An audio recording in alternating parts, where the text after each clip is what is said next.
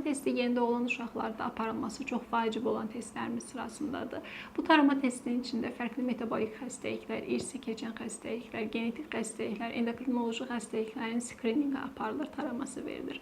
Özellikle yeni doğulmuş uşaqların doğulduğu gündən etibarən 2-3 gün keçdikdən sonra 7-ci 14-cü gününə qədər verilməsi gereken bir test. Test içərisində bir çox xəstəliklərin skrininqi aparılır. Bu xəstəliklər sırasında ən çox yayılmış olanlar fenilketonuria, mukoviscidoz, hipotiroidizm, biotinidaz eksikliyi, glukoz 6 fosfat dehidrogenaz çatışmazlığı və sair digər xəstəliklərdir ki, bu xəstəliklər ilk doğulan dövrdə hər hansı bir əlamət verməsə də uşağın həyatının bəlli bir çağına gəldikdə, bəlli bir yaşa çatdıqda artıq yetəri qədər fəsadlar verir. Özəlliklə inkişaf geriliyi, əqli zəiflik kimi ciddi fəsadlar verdiyinə görə vaxtında biz bu xəstəliklərin aşkarlanmasının tərəfdarıyıq. Erkən doğulan uşaqlarda isə, özəlliklə 36 həftənin altında doğulan uşaqlarda isə biz 1-2 həftə gözlədikdən sonra bu testi aparırıq. Diaqnoz nəticəsində vaxtında müalicə ilə irəliləyən zamanlarda xəstəliklərin fəsadlaşmasının qarşısı alınır. Testlərin özü də bir tarama testidir. Adı çəkilən hər hansı bir xəstəliyə risk çıxarsa topuq testində, tarama testində, bu zaman bu xəstəliyi təsdiqləmək, inkar etmək üçün uşaqdan yenidən venadan qan alınır